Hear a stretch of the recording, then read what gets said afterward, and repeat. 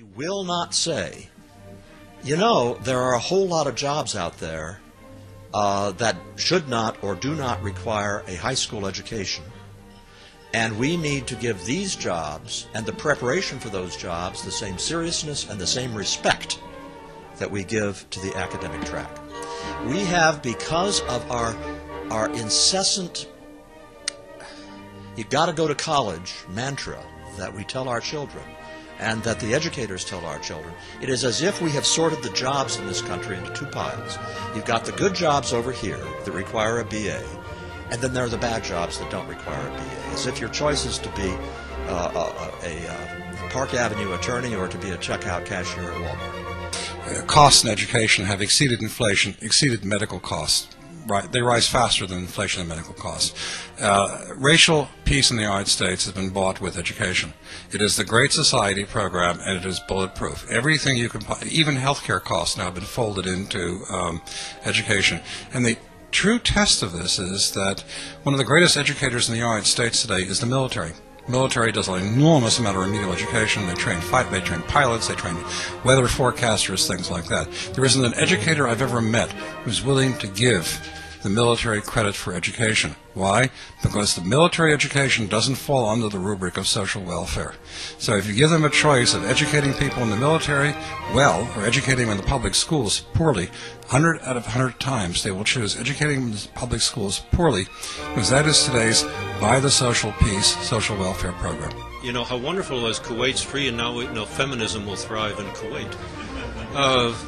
For this, we sent guys out there to die. And the administration of the day will have to do something either drastic, like purging the high command of the ground forces to get its way, or something deceptive. It is no accident that the American people were brought on board this most recent Iraq war through series of deception. So I think we should not assume that the American military is militaristic in general.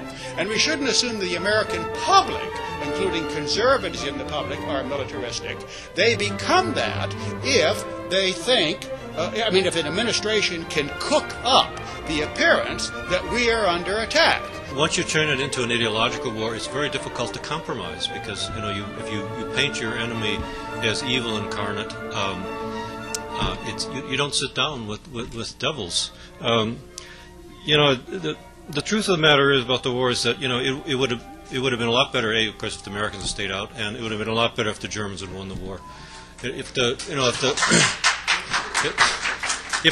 Germans had won the war, there'd been no Hitler, otherwise he never would have come to power. There'd been no Soviet Union, because the Germans weren't going to win in power.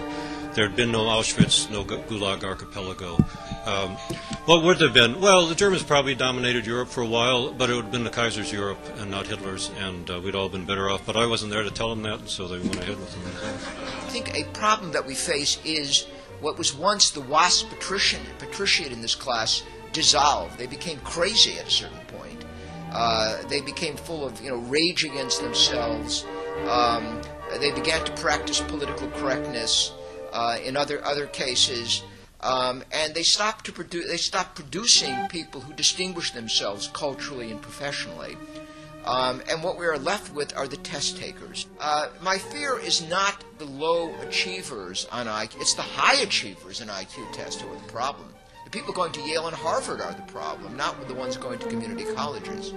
And I think we have to face that problem. We do not have an elite. The test takers fit very well into the administrative state. And the phony nationalism of the neocons is fine for the test takers, because there is no nation, there is no a culture of hundreds of years or thousands of years to look back at. It's simply the state and those people who will be subject to the values that the state is going to inject. And it is these people who become administrators, who do government, who do well in elite schools and so forth, who take tests well, who are running society, when you get the test takers, who have radical social ethical views, and whom I would not trust governing this country. Why is the only possible way you can justify a campaign on the fact of spreading democracy? Why does that even make sense? Why would any society possibly think that that's in their interest, or that that's coherent? And then obviously this has to come back to this point of, I don't think Paul or Nietzsche or any of these people would ever say that Christianity caused this. It's just Christianity is a kind of paradigm for that slave revolt of it's going against the ruling class of the Roman Empire, basically, and it can actually ultimately be adopted by, and Constantine can be adopted by the empire. But there is something in there that makes these universalist notions really difficult to resist, and that's why I think certainly a lot of there are a lot of Christians who have a difficult time talking about a realistic foreign policy, have a difficult time talking about having just a sensible immigration policy. But I think anyone who looks at the state of Christian society in the West knows the problem is not just with secularists. People take seriously certain aspects of religion which they did not necessarily take seriously in the past, certainly not to the same degree. So you could be, the Lutheran bishop in Prussia and have serfs, or the Catholic bishop in the Middle Ages. This was not seen as inconsistent with being a Christian. But I think certain teachings in the gospel were later taken very seriously, and then perhaps distorted by the social gospel people and so forth. But that is the form in which Christianity is present, and it is a heresy, just the way Marxism is a Christian heresy, and just the way fascism is not a Christian heresy. It's a neo-pagan idea. So I think what one is really dealing with something that is embedded in our civilization and which exists in this sort of widespread heretical form.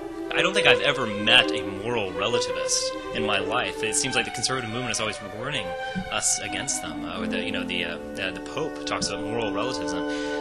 Usually when I meet leftists, they seem to be suffering from a surfeit of moral outrage. Nietzsche admits his reliance on Christianity, giving meaning to Zarathustra's injunction to love thy enemy. If Nietzsche, together with Marx, Darwin, and Freud, is responsible for our multicultural politics, how exactly did Nietzsche bring this about?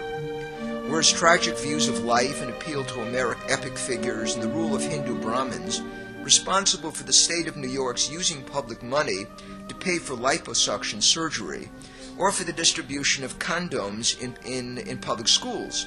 Both signs of our decadent times for both de Clementi and Langiuli. Is Nietzsche responsible for the widening appeal in our political culture of a more perfect equality? Were Nietzschean motives really behind the decision of progressive white Americans to vote for a far leftist black in the most recent presidential election? And in Bloom's brief, how exactly did the hippie left, which was hysterically anti-war, put itself on the side of Nietzsche's warrior ethic?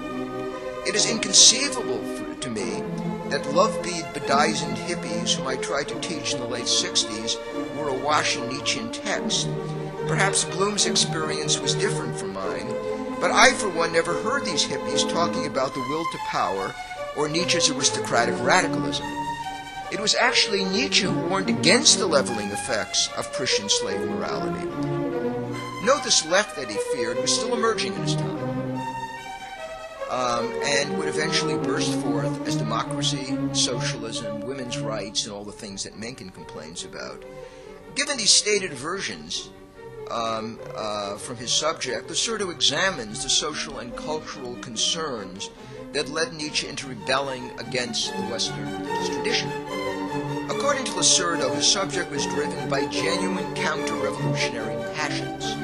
But unlike social conservatives after the French Revolution, Nietzsche strongly doubted that religious orthodoxy would stave off the changes that he deplored. Contrary to a mistaken view, he did not view the social left as a laicization of Christian teachings. But he did view Christianity, particularly in the form that he encountered it, and the social left as sharing a core of beliefs, which made them subject to and reflective of the same attitudes and values. In a nutshell, Christianity, according to Nietzsche, did not have the resources to counter the attacks on civilization, including Christian civilization, which the left had generated.